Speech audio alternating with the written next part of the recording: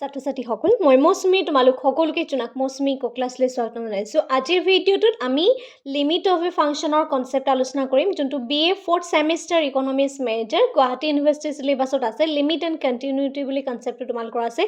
গতিকে আজিৰ ভিডিঅ'টো ভালদৰে চাবা। ইয়াৰ ওপৰত থিয়ৰিও হ'ব। আজি আমি এটা মেথছ আলোচনা কৰিছোঁ, আৰু যদিহে তোমালোকে কমপ্লিট কোৰ্চত জইন হ'ব বিচাৰিছা, আমাৰ যোনটো ছাবস্ক্ৰিপশ্যন কোৰ্চ আছে তাত তোমালোকে জইন হ'ব পাৰিবা, আৰু আমাৰ লগত গোটেই পেপাৰকেইখন খুব সহজকৈ বুজিব পাৰিবা। আৰু আমি চেষ্টা কৰি আছোঁ যে ইকনমিক্সৰ যিখিনি মেথছ হয়, সেই মেথছখিনি ছাত্ৰ ছাত্ৰীসকলৰ মাজলৈ এটা ইজি ৱেত লৈ যাওঁ। যিখিনি ছাত্ৰ ছাত্ৰীৰ বেছিকৈ মেথছৰ বেকগ্ৰাউণ্ড নাছিলে, তেওঁলোকেও যাতে ইজি ৱেত মেথছখিনি শিকিব পাৰে, সেইটোৱে আমাৰ চেষ্টা।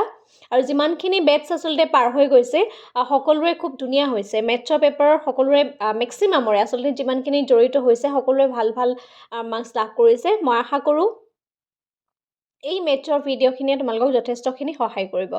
এতিয়া এই কুৱেশ্যনটো হৈছে evaluate the limit of the following function.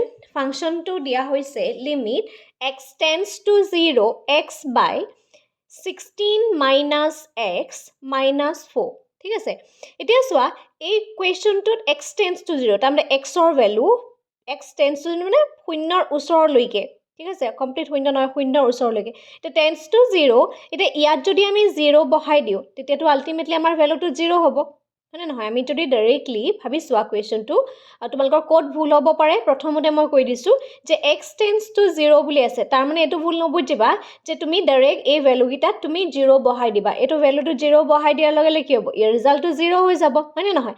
কাৰণ ওপৰত 0 হৈ যাব। ঠিক আছে, গতিকে আমি ইয়াৰ ভেলুটো কেনেধৰণে ডিফাইন কৰিব পাৰোঁ এই সম্পৰ্কে আমি চাওঁ আহা। সলিউশ্যন, আৰু তাৰ কাৰণে তোমালোকৰ যিখিনি এলজেব্ৰাৰ কিছুমান আমাৰ বেছিক ফৰ্মুলা আমি আগতে পাই আহিছিলোঁ, সেই ফৰ্মুলা কেইটামান আমাক লাগিব।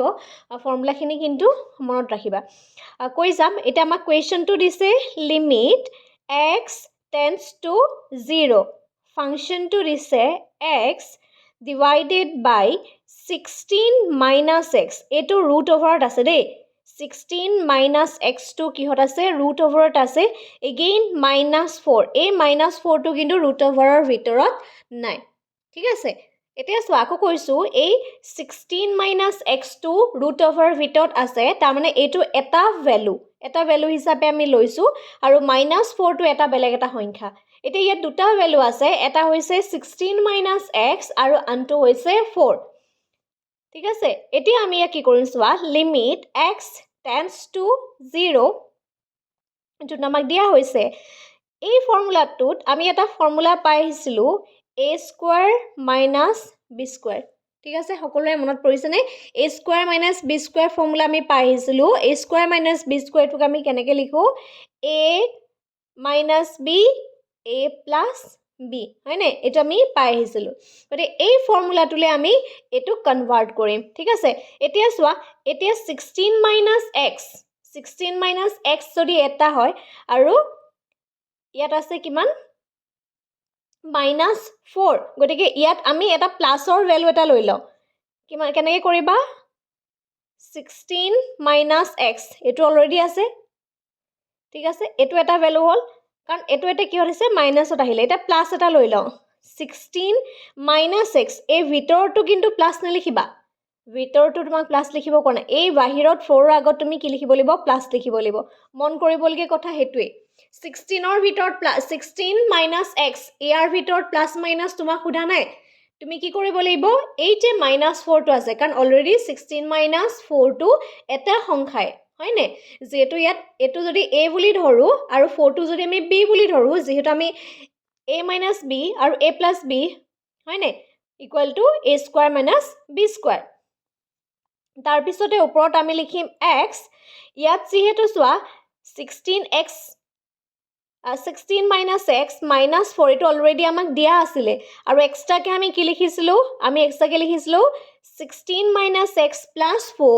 গতিকে এইটো আৰু সেইটোকে আমি কি কৰিম? ওপৰত লিখি দিম। তলত লিখিব লাগিব, ওপৰত লিখিব লাগিব। এইটোত প্লাছ নিদিবা, ইয়াতহে প্লাছ দিব লাগিব, 4। ঠিক আছে, আই হোপ এইখিনিলৈকে ক্লিয়াৰ হৈছে। ঠিক আছে, এতিয়া চোৱা, এই ষ্টেপটোত এইটো ষ্টেপ চোৱা আৰু এইটো ষ্টেপ চোৱা। এইখিনিলৈকে তোমালোকে সকলোৱে লিখি লোৱা। এতিয়া চোৱা, x টেন্স টু 0 আছে, আৰু এইপিনে আছে আমাৰ 16 minus x plus 4 divided by 16 minus x minus 4 bracket close কৰা 16 minus x plus 4 ঠিক আছে এতিয়া এই দুয়োটা যে সংখ্যা আছে এই দুয়োটা সংখ্যাৰ পৰা আমি এনেকুৱা কিছুমান ভ্যালু পাম নেকি যে যোনটো আমি কি কৰিব পাৰো মাইনাস কৰিব পাৰো কেনেকৈ মাইনাস কৰিম যেহেতু এই দুইটা সংখ্যা আছে এই সংখ্যা দুটা আমি a square minus b square ফৰ্মুলালি যদি আমি লৈ যাও তেতিয়া হলে কি হ'ব সোৱা লিমিট x tends to 0 মই বহুত বেছি লাহে লাহে পঢ়াইছো আজি যাতে সকলোৰে কনসেপ্ট ক্লিয়াৰ হওক x লিখা ওপৰত লিখা 16 minus x plus 4 গতে এইটো a square minus b square a square minus b square হলে কি হ'ব সোৱা 16 minus x তাক আমি হোল স্কয়াৰ কৰিলো তাৰ পিছত এগেইন কি হ'ব b কি আসলে 4 square Saba limit x tends to 0 ওপৰত লিখা x 16 minus x plus 4 ঠিক আছে ব্ৰেকেট তুমি দিবও পাৰা নেক্সট ওয়া ইয়াত চোৱা এতিয়া যেহেতু ইয়াত ৰুট ওভাৰ আছে হয়নে ইয়াত ৰুট ওভাৰ আছে আৰু স্কয়াৰ আছে ৰুট ওভাৰ আছে স্কয়াৰ আছে কাৰণে এই যোনটো ৰুট ওভাৰ হয় হেতু গুছি যাব কিয় গুছি যাব মই সাইড কৰি দেখিম এটো হ'ব 16 minus x again minus 16 কিয় হল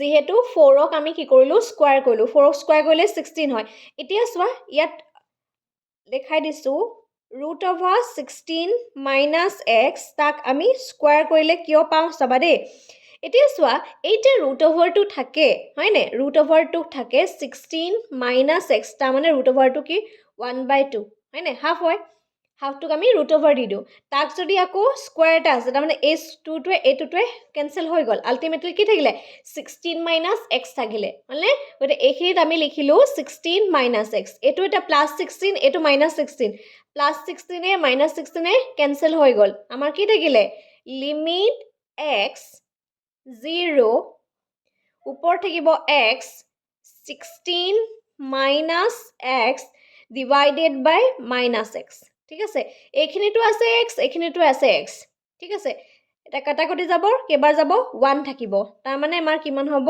limit x tends to 0 minus মাইনাসত চোৱা এগেইন ইয়াত কিমান আছে আমাৰ 16 আছে দেখিছানে আৰু প্লাস 4 আহিব দেই প্লাস 4 ঠিক আছে যেহেতু আমাৰ x ৰ এটা ভ্যালু লাগে ঠিক আছে x ৰ এটা ভ্যালু লাগে x ৰ ভ্যালুটোৰ কাৰণে কি কৰিম ইয়াত যেহেতু মাইনাস সাইনটো আছে গতিকে মাইনাস সাইনটো তুমি কি কৰিব লাগিব লগত লৈ যাব লাগিব ঠিক আছে এখানে লিখা মাইনাস তো ইয়াৰ পৰাহে আহিছে দেই a মাইনাস তো কি হল যেটো 1 হয় 1 এৰ মাল্টিপ্লাই কৰো আৰু 1 এ ডিভাইড কৰিলে আলটিমেটলি 1 হয় আৰু a মাইনাস তো হেকাৰণে আগত বহিবই ঠিক আছে আৰু এখানে লিখা √16 minus x plus 4 ঠিক আছে এতিয়া আমি সকলোৱে জানো এই যে √over টো আছে এই √over টো নোহোৱা কৰিবৰ কাৰণে কি কৰিম limit x tends to 0 minus to minus ওতে ৰাখা ব্ৰ্যাকেট দিয়া এতিয়া সোয়া 16 minus x ৰ জায়গাত 0 বহাই দিলো plus 4 ঠিক আছে